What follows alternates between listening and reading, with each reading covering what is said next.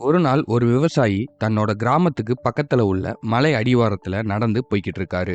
அப்போ அவரோட கண்கள்ல ஒரு கழுகு முட்டை தென்படுது.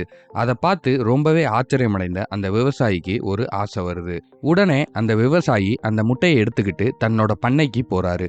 பண்ணைக்கு வந்ததும் அங்க உள்ள கோழி முட்டைகளோட சேர்த்து இந்த கழுகு முட்டையையும் அடை வைக்கிறாரு.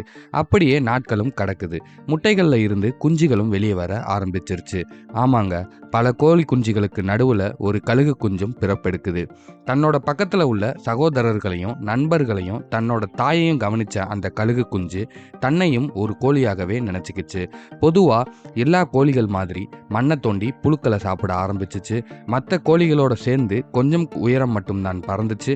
மொத்தத்துல அந்த கோழி கூட்டத்தோட தன்னையும் ஒரு கோழியாகவே எண்ணி தன்னோட நாட்களை சந்தோஷமா கழிச்சுக்கிட்டு இருந்துச்சு. அப்போதான் ஒரு நாள் ஒரு கழுகு வானத்துல தன்னோட அகன்ற ரெக்கைகளையும் கூரிய மூக்கையும் அதுக்கே உரித்தான சத்தத்தோடையும் மிக உயரத்துல அந்த பண்ணைக்கு மேல வட்டம் அடிச்சுக்கிட்டு இருக்கிறத பாக்குது. இதை பார்த்த கோழி கூட்டம் எல்லாம் உடனே கூடாரத்துக்குள்ள போய் ஒளிஞ்சிருச்சு. ஆனா அந்த குட்டி கழுகுக்கு இதை பார்த்ததும் ரொம்பவே ஆச்சரியம். அந்த பெரிய கழுகு பண்ணையை தாண்டி போனதும் திரும்ப எல்லா கோழிகளும் வெளியே வந்துருச்சு. உடனே அந்த குட்டி கழுகு தாய்க்கோழி கிட்ட போய், இவ்வளவு உயரமா பறக்கிற அந்த விலங்கோட பெயர் என்னம்மா?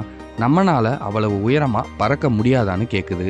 அதுக்கு அந்த தாய்க்கோழி, அதோட பெயர் தான் கழுகு, அதுதான் இந்த வானத்தோட அரசன், அதனால மிக உயரத்துக்கு மேகங்களை தாண்டியும் பறக்க முடியும். ஆனா நம்ம சாதாரண கோழிகள் தான், நம்மளால அவ்வளவு உயரத்துக்கு பறக்கிறது சாத்தியமே இல்லை அப்படின்னு சொல்லுது. இதை கேட்ட அந்த குட்டி கழுகும் வானத்துல சிறகடிச்சு பறக்கணும் அப்படிங்கிற தன்னோட ஆசையை கைவிட்டுட்டு மற்ற கோழிகளோட சேர்ந்து மீண்டும் மண் தரையில புழுக்களை தேட ஆரம்பிக்குது. அப்படியே நாட்களும் கடக்குது. அந்த குட்டி கழுகும் வளர்ந்து பெருசாகுது. என்னதான் அந்த கழுகுக்கு மிக உயரத்துல சிறகடிச்சு பறக்கணுங்கிற ஆசை இருந்தாலும் அப்படி பறக்கிறதுக்கான பல வாய்ப்புகள் கிடைத்தும் அந்த கழுகு பறக்கல. ஏன்னா அன்னைக்கு அந்த தாய்க்கோழி சொன்ன அறிவுரை அதோட மனசுல ஆழமா பதிஞ்சிருந்துச்சு. இப்படியே நாட்களும் போச்சு. அந்த கழுகும் தன்னோட வாழ்நாள்ல வானத்துல பறக்காமலேயே ஒரு கோழியாகவே வாழ்ந்து ஒரு கோழியாகவே இறந்தும் போயிருச்சு. இதே போலதான் மனிதர்களாகிய நம்மளும் இன்னைக்கு நீங்க வாழ்ந்துகிட்டு இருக்கிற இந்த வாழ்க்கையை விட சிறப்பான ஒரு வாழ்க்கையை உங்களால வாழ முடியும். இன்னைக்கு நீங்க செஞ்சுக்கிட்டு இருக்கிற இந்த வேலையை விட சிறப்பான ஒரு வேலையை உங்களால செய்ய முடியும். வாழ்க்கையில பல சாதனைகளை செய்ய உங்களுக்கு திறமை இருந்தும் நீங்க அதை செய்யறது இல்லை. உங்களால ஒரு கழுகை போல வாழ முடிஞ்சும் கோழியாவே தான் வாழ்ந்துகிட்டு இருக்கீங்க. இது ஏன்னு நீங்க என்னைக்காச்சும் யோசிச்சு பார்த்திருக்கீங்களா? கண்டிப்பா யோசிச்சிருப்பீங்க. யோசிச்சது மட்டும் இல்லாம ஒரு முடிவெடுத்து சில நாட்கள் இல்லைனா சில வாரங்கள் அந்த முடிவுக்காக கடுமையா உழைச்சிருப்பீங்க.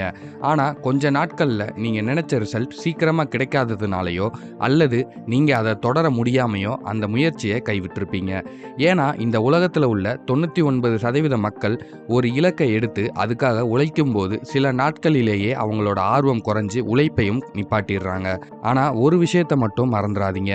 நீங்க ஒரு இலக்கை கையில எடுத்து அதுல கண்டிப்பா நான் வெற்றி அடைஞ்சே ஆகணும் அப்படிங்கிற முடிவு பண்ணிட்டீங்கன்னா அந்த முயற்சியில உங்களுக்கு ஆர்வம் குறைஞ்சாலும் அது ஒரு கசப்பான அனுபவமா மாறினாலும் கூட நீங்க அடைய வேண்டிய இலக்கை அடையிற வரைக்கும் எவ்வளவு கஷ்டம் வந்தாலும் எடுத்த முயற்சியை கைவிடாம போராடணும் அப்படிங்கிற மனநிலையை மட்டும் வளர்த்துக்கோங்க.